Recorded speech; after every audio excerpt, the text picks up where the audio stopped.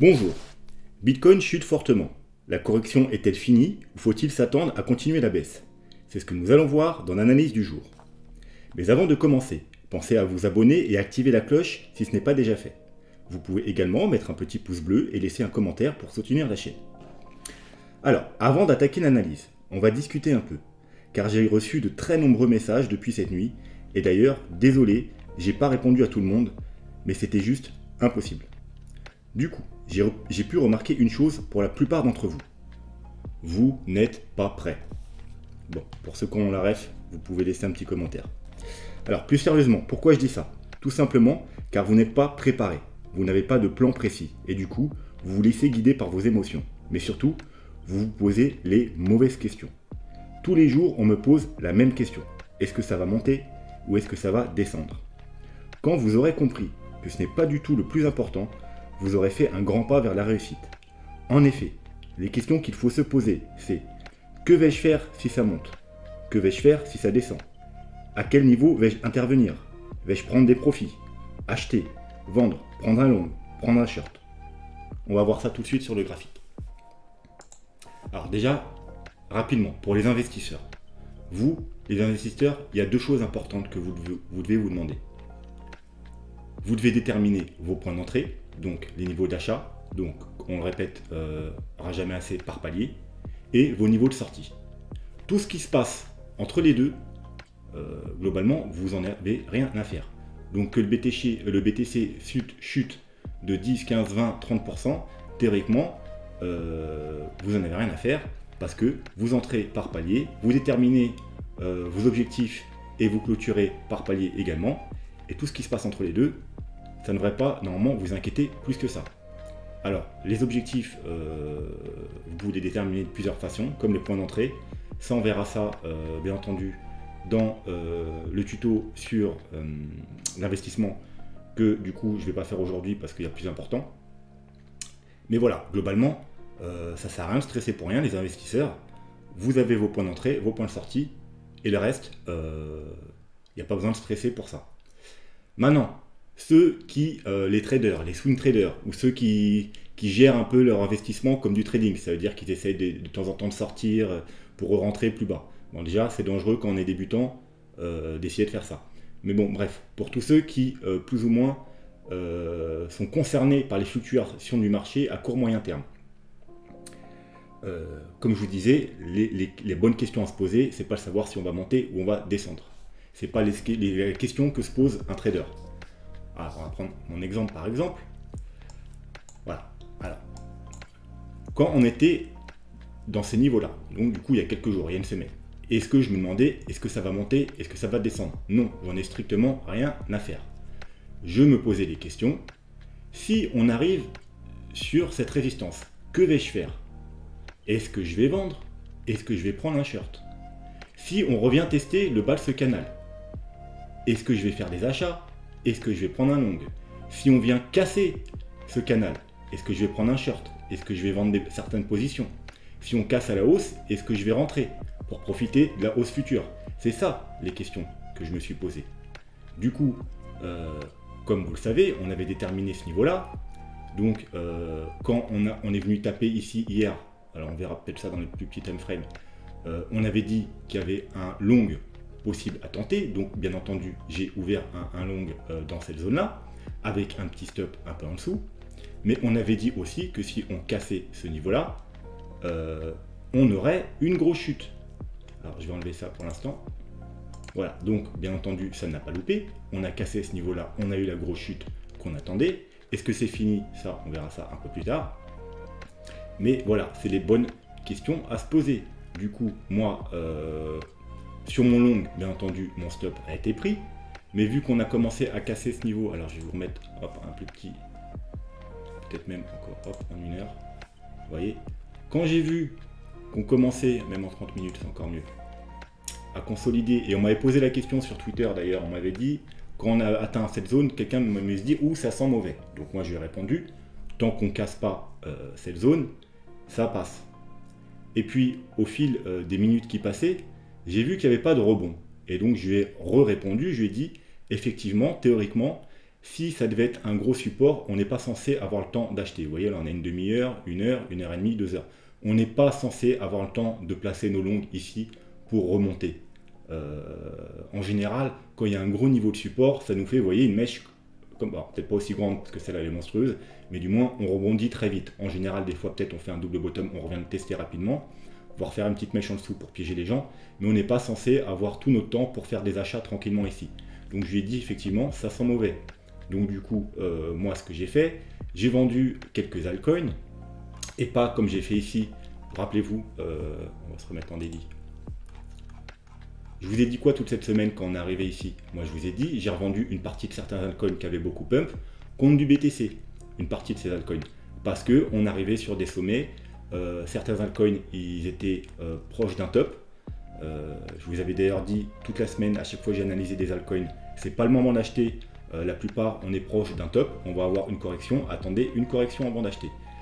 Donc j'avais revendu une partie de certains altcoins contre du BTC, notamment XRP, notamment XRP à 1,90, quasiment au top, BNB aussi $100, quasiment au top, du Neo à 95 $, enfin bref, du 5 ou 6 altcoins.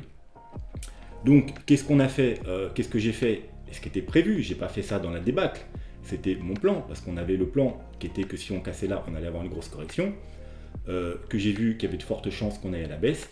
J'ai revendu des nouveaux des altcoins, mais cette fois-ci contre du dollar. Pourquoi contre du dollar? Parce que je savais que le BTC allait avoir une grosse chute, et je suis quasiment, depuis plusieurs semaines, je suis quasiment full crypto, donc je voulais récupérer des dollars pour acheter plus bas, tout simplement. Donc j'ai revendu quelques altcoins qui avaient extrêmement pump, et ceux dont je suis le moins sûr, donc ceux dont les projets sont les moins fiables, etc. Ceux où je suis dessus surtout pour profiter d'une hausse et non pas pour le fondamental. Donc j'ai revendu 4 ou 5 altcoins, j'ai dégagé un petit peu du SDT, et comme ça, quand le graphique me le dira, je les rachèterai. Mais tout ça, c'était préparé, j'ai pas fait ça dans la précipitation. Et bien entendu, j'ai également pris un short, parce que c'était également prévu. Hop, short que j'ai partagé ici, vous voyez. D'ailleurs, ceux qui ne me suivent pas sur Twitter, je fais des updates réguliers, vous voyez. Quand on avait atteint les zones importantes, j'ai fait des updates. Ici, point crucial. Pourquoi? Parce qu'on avait cassé la dernière zone que j'avais donnée, donc les 0,618, et là on revenait la tester. Donc voilà, après je crois qu'on est passé légèrement dessus, on est rechuté. Donc c'était le point crucial qui nous disait attention, on a cassé, on reteste, si on repart en dessous, les carottes sont cuites. Voilà, donc du coup, ouvert un short. Donc quand, peu de temps après que j'ai ouvert, j'ai partagé mon short. Vous voyez, j'ai ouvert au 59 000, la zone que je vous ai donnée qu'il ne fallait pas casser. Puis j'ai pris un premier TP autour des 54-55 000 parce que c'était le premier gros support. Donc j'ai pris un premier TP. Et un deuxième TP autour des 52 000 parce que c'était également la zone de support, 50-52 000. J'ai pas pu avoir les 50 000, c'était trop rapide. Hein. Donc j'ai eu les 52 000 et quelques. Bon, vous pouvez voir, c'est un short x 52. Ne faites jamais ça. Mais c'était trop facile, un short trop facile, trop bonne condition, donc j'ai pas pu m'empêcher de prendre du gros levier, sans stop, hein. Mon stop bien entendu c'était la liquidation, c'est-à-dire si c'était un x 50, donc ça veut dire si le Bitcoin il montait de 2%, j'allais être liquidé, mais il y avait très peu de chance parce que vraiment les conditions étaient réunies pour avoir une grosse correction. Donc du coup, voilà, j'ai pris 30% ici, 30% là. Il me reste 40% au cas où on va plus bas, parce que vous allez voir, il y a toujours une possibilité qu'on aille plus bas, notamment rechercher la grosse zone des 42 000. Donc au cas où on va plus bas, j'ai encore 40% du trade ouvert. Voilà, mais j'ai déjà pris 60% de profit, et comme vous pouvez voir, des profits à 400% du coup et 600%. Et tout ça, c'était prévu, encore une fois. Donc c'est pour ça que je vous dis, posez-vous les bonbonnes questions. Ne cherchez pas tous les jours à savoir si on va monter ou si on va descendre, mais cherchez plutôt à savoir qu'allez-vous faire si on monte et qu'allez-vous faire si on descend, et surtout à quel niveau. Donc les niveaux, je vous les avais donnés. Je vous avais dit qu'ici on pouvait tenter un long, par contre si on cassait, on allait avoir une grosse correction. Et pareil, que si on cassait en haut, bah, on allait avoir une grosse poussée haussière. Voilà. Donc, deuxième chose.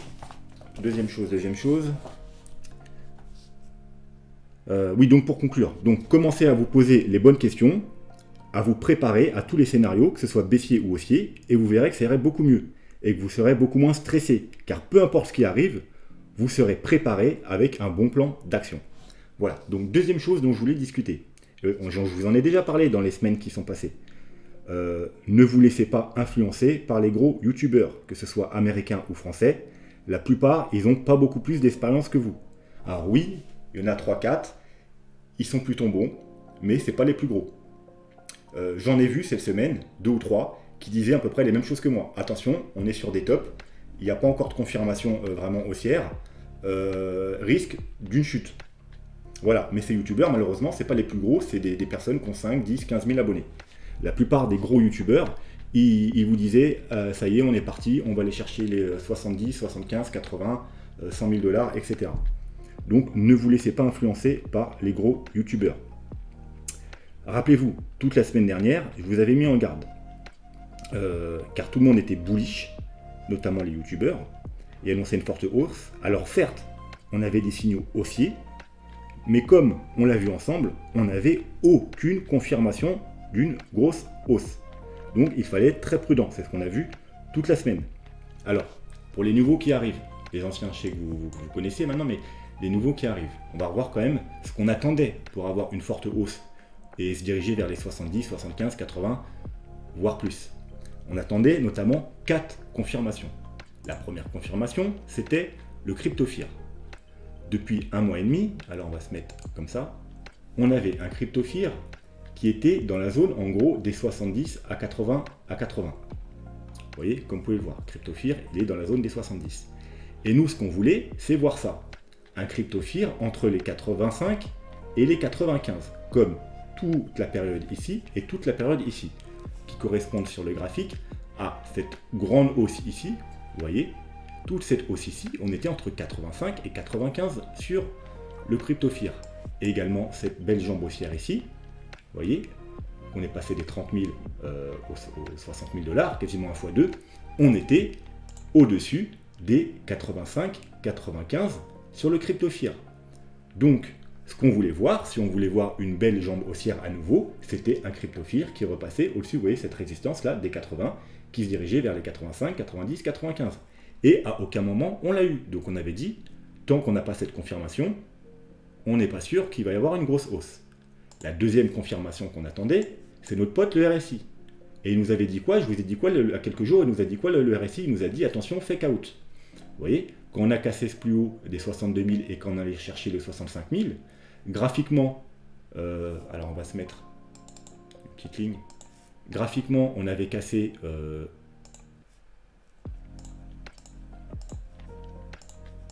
une résistance, donc c'était censé être une sortie haussière, mais notre pote RSI nous avait dit, attention, fake out, parce que lui, il n'a pas cassé. Vous voyez, sa trendline baissière qu'on regarde depuis au moins 1 mois, qui dure depuis le mois de janvier, on a été rejeté là, et le 12-13 avril, donc au moment du top, on n'a pas réussi à passer, on n'a pas validé la cassure haussière qui avait lieu sur le graphique.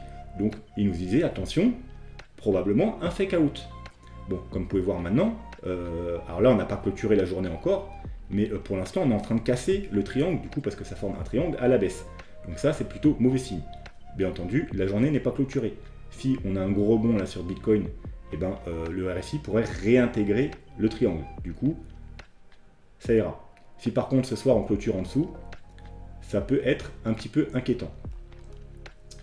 Donc voilà, deuxième confirmation, on l'avait pas eu, donc on était prudent. Troisième confirmation qu'on attendait, c'était le MACD en 3 jours. Comme on a vu, le daily c'est bien, le 3 jours c'est mieux. Le MACD, à aucun moment, il nous a donné son accord pour une sortie haussière. Il était toujours dans sa position bearish.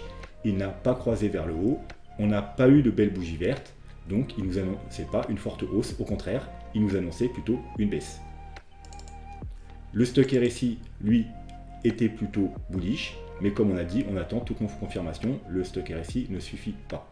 Donc là, vous pouvez voir d'ailleurs qu'il a recroisé à la baisse, mais qu'il est toujours au-dessus de la zone de survente. Donc lui, d'un point de vue plus court terme, il ne nous a pas donné sa confirmation baissière. Donc en gros, pour l'instant, on attendra la clôture daily. Vous allez voir que la clôture daily est très importante ce soir.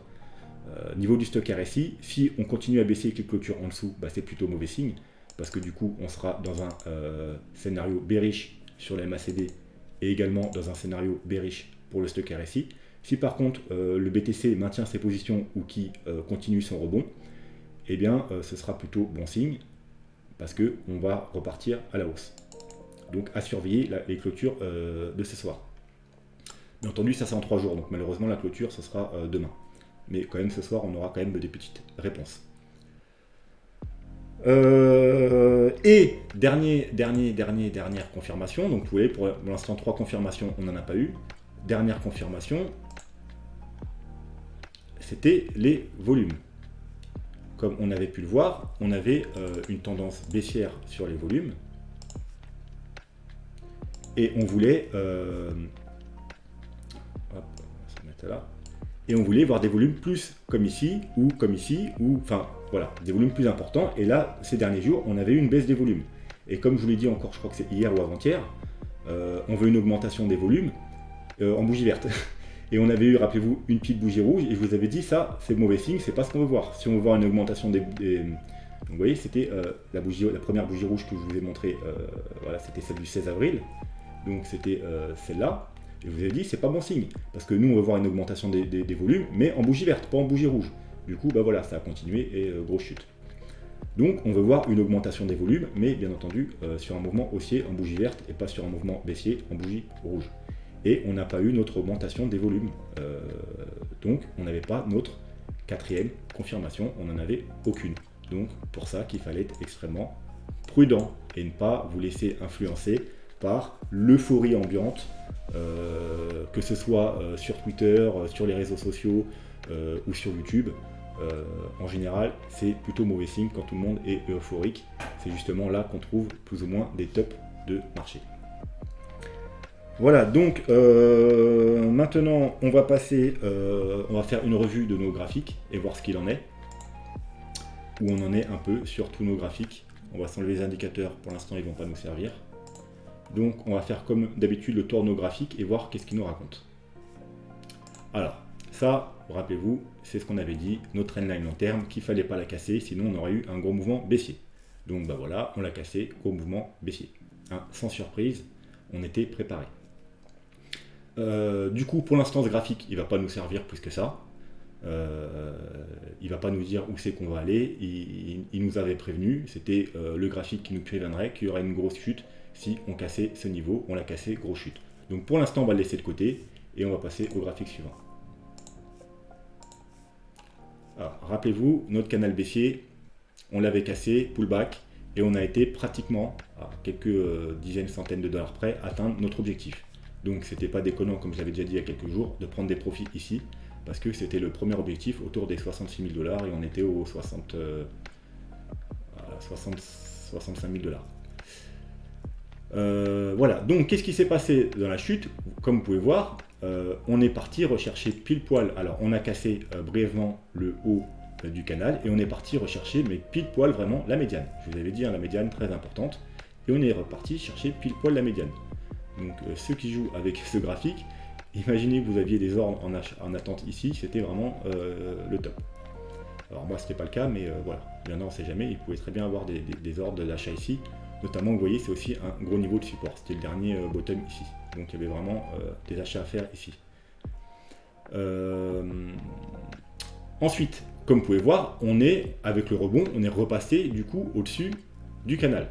Donc, d'un point de vue de ce graphique, c'est pas encore catastrophique. Parce que ça nous fait comme une sorte de pullback. Pullback avec une mèche. Voilà. Donc, tant qu'on reste au-dessus ici, c'est plutôt bon signe. On va dire ça reste encore un peu bullish. Voilà. Si on recasse, bien entendu, pour ça que je vous dis que la clôture de soir sera importante, parce que cette bougie, quand elle va clôturer soir, elle sera importante, elle va nous raconter des choses. Si elle clôture comme ça ou un peu plus haut, du coup, ça nous fera une belle bougie avec une grosse mèche. Et en général, vous savez, hein, quand on a une bougie avec un corps et une énorme mèche vers le bas, c'est plutôt bullish. Hein. Ça nous annonce un retournement de situation, un peu comme, je vais vous montrer, hop.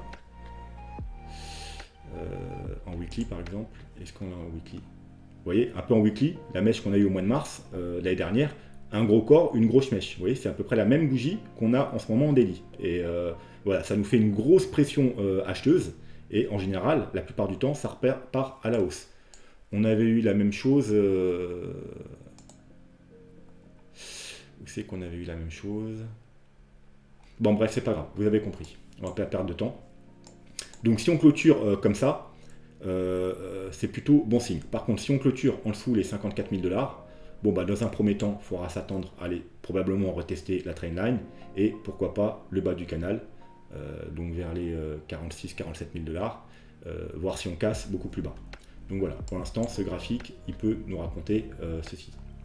On va donc du coup, les objectifs, hein, c'est toujours les mêmes, hein, donc les 66 000 on les a presque atteints. Le deuxième, si on devait repartir à la hausse, ce serait les 76 000 $. Troisième graphique.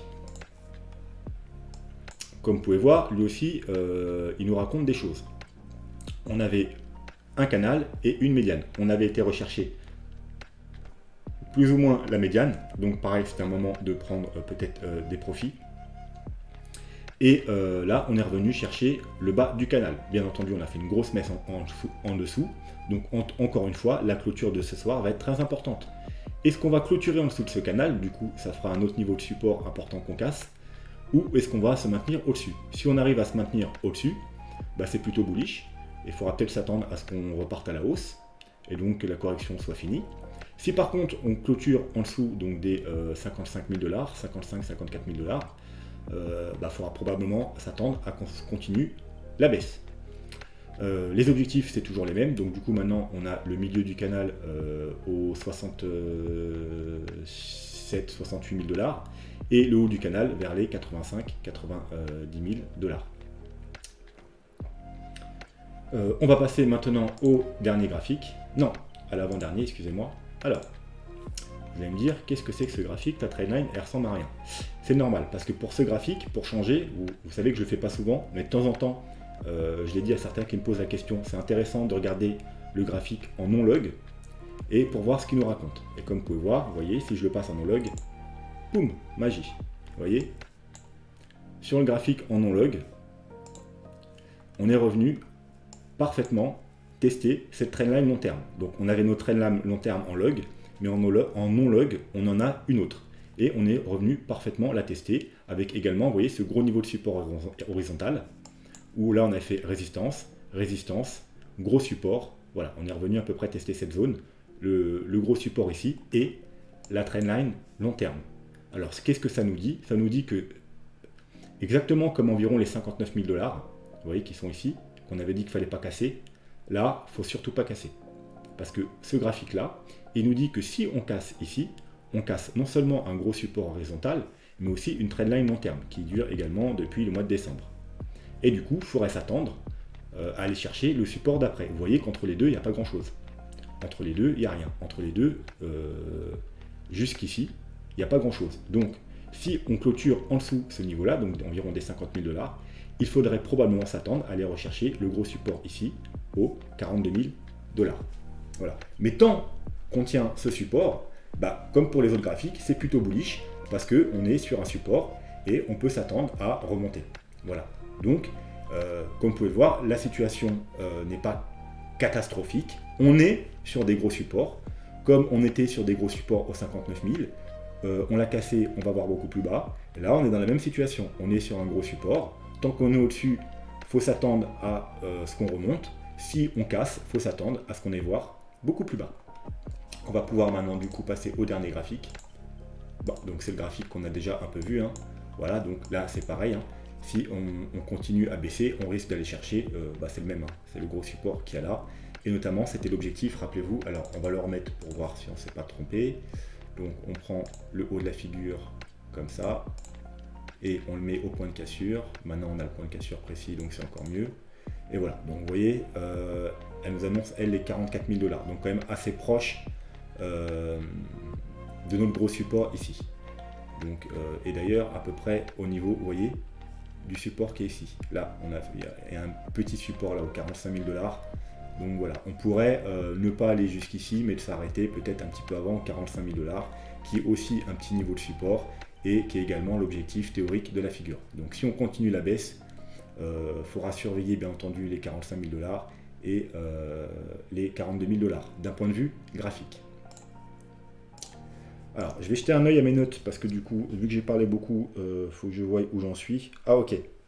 D'accord. Je voulais parler du gap. Parce que, comme vous savez, on est dans le week-end et le CME est fermé. Du coup, le CME, il avait clôturé à, alors on va se mettre en 4 heures pour les gaps, hein, à 62 100 $. Donc, on a un gap, environ là, on est environ 55 000 si je ne me trompe pas. On a un gap du 55 000 ou 62 000 $. On a un gap énorme. Je crois que si je ne me trompe pas, alors en pourcentage, je ne sais pas, mais en termes de prix, c'est le gap le plus gros jamais connu sur le Bitcoin. On n'a jamais eu, vous voyez, alors là, peut-être en volume, on a un gap plus gros, je ne sais pas, mais 23 000 au 26 000, vous voyez, ça nous fait en volume, en dollars, ça nous fait un gap beaucoup plus petit. En pourcentage, ça nous fait du 10%. Et là, en pourcentage,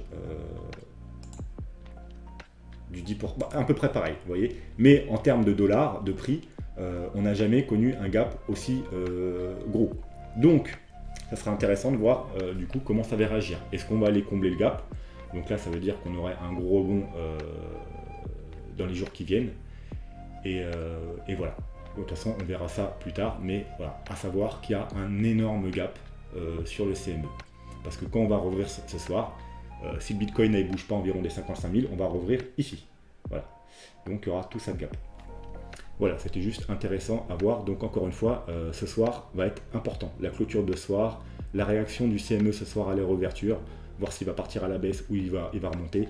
Ce sera très intéressant. Du coup, maintenant, en 4 heures, voilà, je voulais jeter un œil aussi. Alors, est-ce que c'était celui-là? Clairement, j'avais noté quelque chose, mais... Bon, je me suis peut-être planté de graphique. C'est pas grave. Du coup, on va aller jeter un œil aux indicateurs. On va s'enlever, voilà, tout ça, pour pas nous gêner. On va jeter un œil aux indicateurs. Alors, on a vu le MACD 3 jours. On va aller le voir en daily. Et comme on avait vu hier, le stock RSI, il était bearish. Alors le MACD, hier, n'avait pas encore donné ses confirmations. On avait juste des premiers signaux bearish. Maintenant, le MACD, bien entendu, avec la chute qu'on a fait, il nous a donné ses confirmations. C'est-à-dire qu'il a croisé à la baisse et il nous a donné une belle bougie rouge. Encore une fois, la journée n'est pas finie. Si on a un gros rebond avant ce soir, avant la clôture, la bougie peut redevenir rose pâle, voire en vert, ça m'étonne parce qu'il faudrait vraiment avoir un gros rebond. Mais voilà, et il peut décroiser, il peut peut-être si vraiment on a un énorme rebond, il peut décroiser, bien que ça m'étonne. Mais en tout cas, il peut recroiser à la hausse et il peut donner des signaux plus bullish. Mais alors, à l'état actuel des choses, si le Bitcoin il reste comme ça ou continue à diminuer, en daily, bon c'est bearish. Moyenne mobile. Alors, comme vous pouvez voir, on a cassé la moyenne mobile qui est également 59 000 comme on avait vu, hein, notre gros niveau de support, donc c'est pour ça qu'il ne fallait pas casser ce niveau. On savait qu'on allait automatiquement aller rechercher au minimum la MA50, comme à chaque fois en général qu'on casse, vous voyez la moyenne mobile, on clôture en dessous, on va rechercher la MA50. On a fait une grosse mèche en dessous. Là on est en train de se battre plus ou moins pour essayer de maintenir la MA50. Donc encore une fois, la clôture de ce soir va être importante. Est-ce qu'on va clôturer au-dessus des, alors là c'est du coup environ les 55-56 000, ou est-ce qu'on va clôturer en dessous? Si on clôture en dessous, il y a des chances qu'on ait recherché la moyenne mobile dans le dessous. D'ailleurs, comme vous pouvez voir sur le graphique, depuis les 10 000 $, on n'avait jamais percé cette moyenne mobile 50. Donc c'est la première fois qu'on perd cette moyenne mobile 50. Donc bien évidemment, c'est juste une mèche. On a toujours dit les mèches, c'est pas trop grave. Par contre, si on commence à clôturer en dessous de cette moyenne mobile, c'est pas super bon signe. Et donc il faudra s'attendre à aller rechercher au moins la moyenne mobile 100. Moyenne qu'on n'a pas retestée depuis le 17 octobre et les 10 800 $, qui se situe au niveau des 48 000, allez, environ les 48 000 $. Donc voilà. En weekly, nos moyennes mobiles. Comme vous savez, en bull run, on veut jamais repasser en dessous la moyenne mobile EMA 21. Parce qu'en général, c'est la fin du bull run. Alors on va s'enlever du coup toutes les moyennes mobiles qui ne nous servent pas. On va regarder celles qui nous servent. On va s'enlever les volumes. Ok, voilà. Vous pouvez voir, bull run d'avant, on a cassé, on reteste. Là, au début du bull run, une petite mèche, mais juste une mèche. Et ensuite, on reteste, mais jamais on le casse. Quand on casse, bull run est fini. pareil, le petit bull run de 2014, on est au-dessus, quand on casse, c'est fini. Le bull run précédent, on est au-dessus, quand on casse, c'est fini. Donc là, bien entendu, si on a un retest, ce sera un très bon niveau d'achat, comme tous les retests. Par contre, si on casse, plus ou moins c'est fini. Et comme vous pouvez voir, elle se situe où? Elle se situe à peu près sur notre gros niveau de support qu'on a, vous voyez là, donc au niveau des 42 000, 43 000 $. Donc c'est le niveau qu'on attend. Est-ce que le graphique... Non, c'est pas ce graphique-là, on va le remettre. Le graphique, celui-là.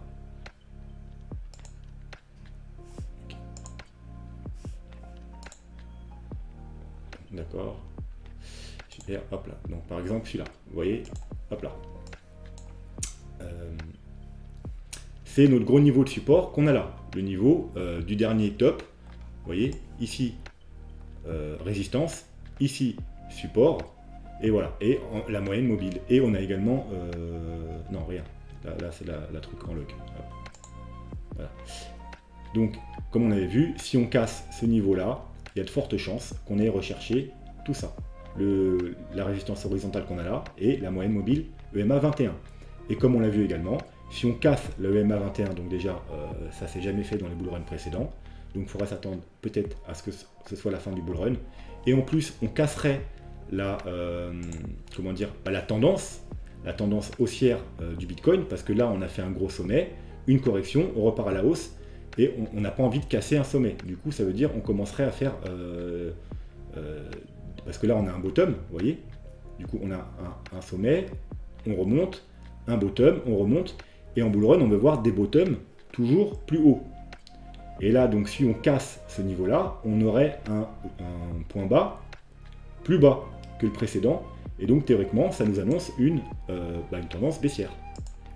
Voilà, parce que c'est ça, une tendance haussière d'après la théorie de Dow. Dans une tendance haussière, on a des hauts toujours plus hauts et des bas toujours plus hauts. Et une tendance baissière, on a des hauts toujours plus bas et des bas toujours plus bas. Donc si on commence à faire un plus bas que le dernier plus bas qu'il y a là, on sera théoriquement dans une tendance baissière. Voilà. Et en plus, on aura cassé notre EMA 21 weekly, donc ce qui ne s'est jamais fait dans les bull runs précédents. Donc un niveau très important si on continue la baisse autour des 42 000 $.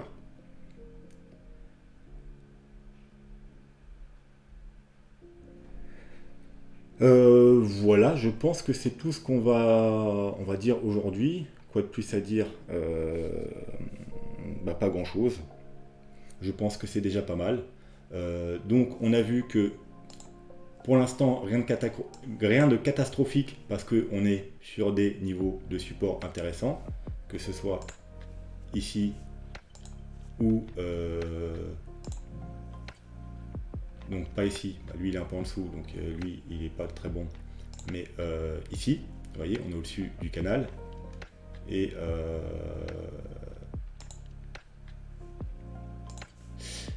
mais voilà, donc on est quand même au-dessus encore de supports intéressants, mais la clôture de ce soir, voilà, ce sera vraiment la clé, la clôture de ce soir, comment ça va se dérouler. Ça nous en dira beaucoup sur les prochains jours, voir si on doit corriger un peu plus, ou si on va rebondir. Donc soyez très prudents, n'oubliez pas de toujours être préparé. L'important c'est pas de savoir si on va monter ou va descendre, mais qu'est-ce que vous allez faire. Donc ayez un plan d'action et pour pas avoir de surprise. Et comme ça vous serez beaucoup moins stressé. Donc du coup demain on aura sûrement quelques réponses parce qu'on aura des clôtures et on pourra peut-être y voir un peu plus clair. Donc on va se laisser là pour ce soir. Passez une très bonne soirée. Soyez prudents et je vous dis à demain. Tchuss!